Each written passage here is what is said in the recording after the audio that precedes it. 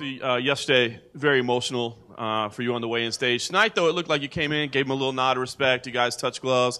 Talk about that. I mean, what was the difference between yesterday and today? Was it a conscious decision to get over it, not be emotional? Was it just time passed? What was it to get that mindset? No, yeah, pretty much a conscious decision. I'm used to coming in here and competing, and I'm not going to just come in here and like think it's a fist fight or a bar fight. I'm going to just try to take these guys' head off. I'm in there to compete, mentally and physically break them. So it wasn't all the emotion from the weigh-ins, which is all real. I put to the side for the fight. And obviously, he did have a little bit of success early, had a few nice shots, and it felt like when you did pause, you kind of felt the cut as well. What was going through your head at that point? Was there any panic? It felt like a video game when you're going against like the boss and his meter just starts dropping and dropping. That's what I was thinking. As every punch he threw, I'm like, your meter's dropping, and I'm going to keep moving forward. So eventually, I was confident. I three-starred him. Clash of Clans. He knocked some of my balloons down, but I kept on going. And Cowboy knows what I meant. Everyone else is just laughing for no reason.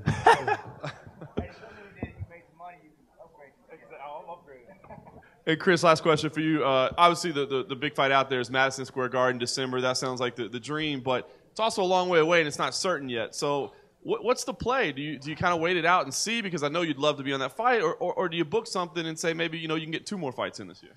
I'll tell you what, I'm not missing the Madison Square Garden fight, that's for sure. So that's all I really care about. Asking about Jacare or Rockhold, honestly, it doesn't matter. I want to fight either one of them, but in Madison Square Garden, as long as I'm in that venue, I'm a happy man. That's a dream.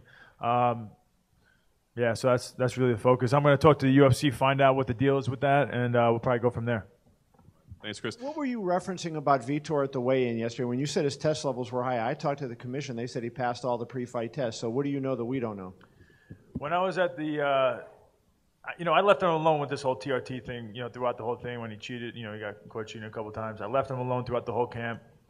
I didn't really want to think about it. But then when I was at the media scrum, Akamoto, right? I think that's the way you say his name. Is it ESPN? Anybody know him? Yes. Right? All right. He told me that he called up Nevada and got our test back. And that he got both my scores were like 370 and 370 both times, which is on the low side. But we're in training camp, so we're killing ourselves. And this is like from 2 weeks ago and like 4 weeks ago, so it was in the heat of the training camp. His was 500 and then 1200.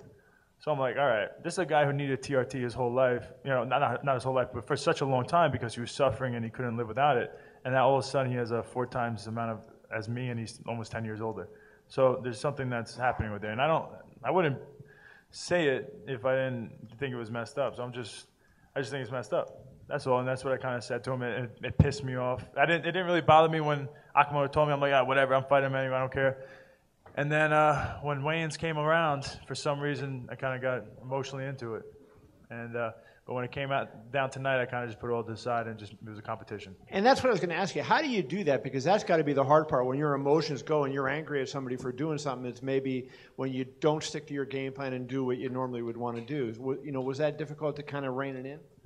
It was different. This is probably the first time I've ever had to be like I was kind of emotionally pissed off.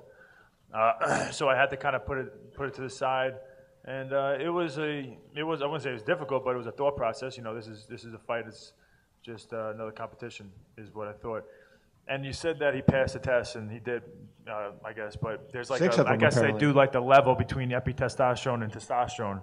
And so I think that somehow the level remained normal. So anybody who knows their stuff probably could figure out something there. Okay. This is for you, champ. Oh, thank you. You're welcome. I only got half a beer left, so. I don't drink. My mic's not working. Oh, there it is. You don't drink? Oh, I don't drink. Go here. We can put it here.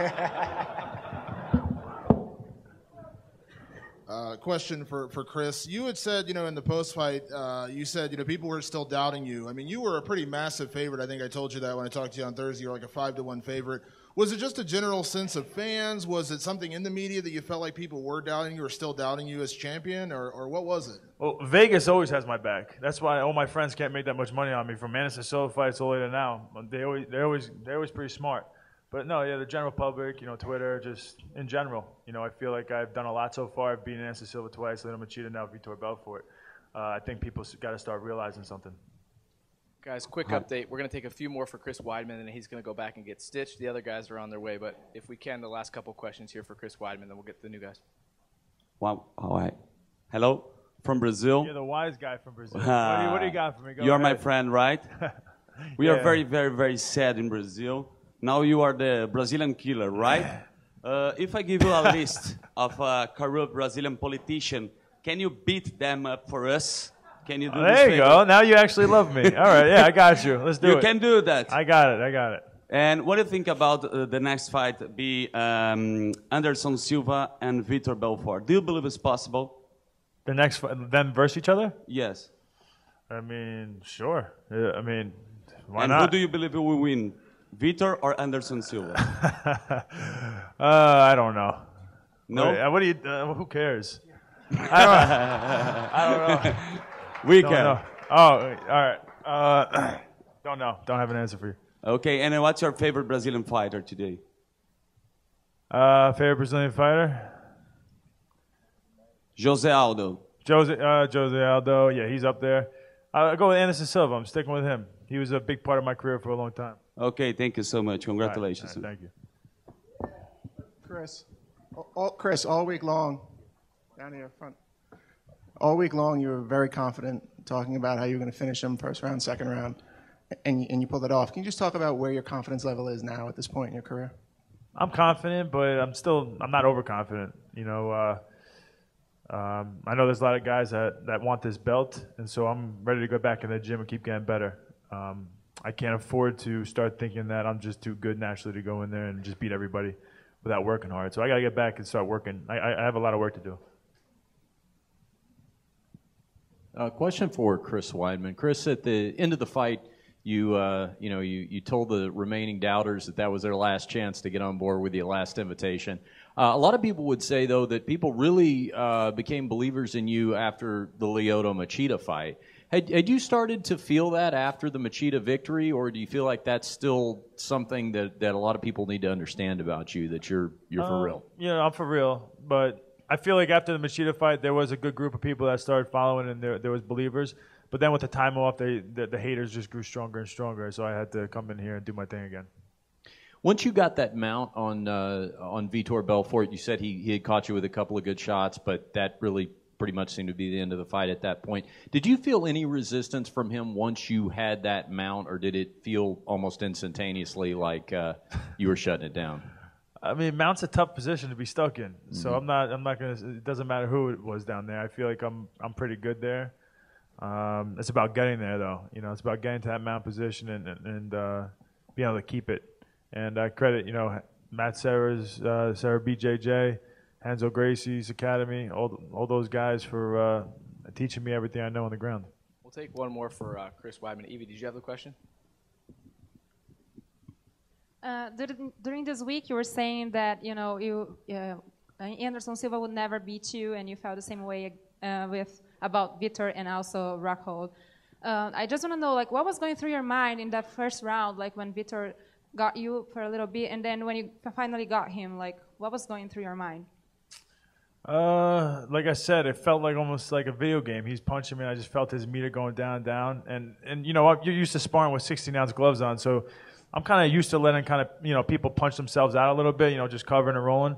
And then he hit me with an uppercut, and I'm like, you know what? I probably should move out of here. This is not smart. And then as soon as I got out, I felt his punches kind of get a little slower, and I was just like, he's gonna break before I break. So it was fine. And do you say as well? You also said that you are not going to see Brazilians in front of you for a little bit. You also think about that, for example, about Jacare, maybe? Do you think he's in your future? You guys want to keep the Brazilians alive. Yes. I understand. And yeah, Jacare would be an amazing competition. So I know Rockhold's here. Rockhold, I think, I'm not the matchmaker, but I feel like Rockhold put on a better last performance than Jacare, even just because of the guys he fought. But I'm not the matchmaker. All I want is a huge fight, and preferably in Madison Square Garden. That's the way I kind of foresee it going. All right, guys, so we're going to let Chris go. The remaining three gentlemen are actually submitting their post-fight analysis test with the Athletic Commission. Thank you, champ. Congratulations.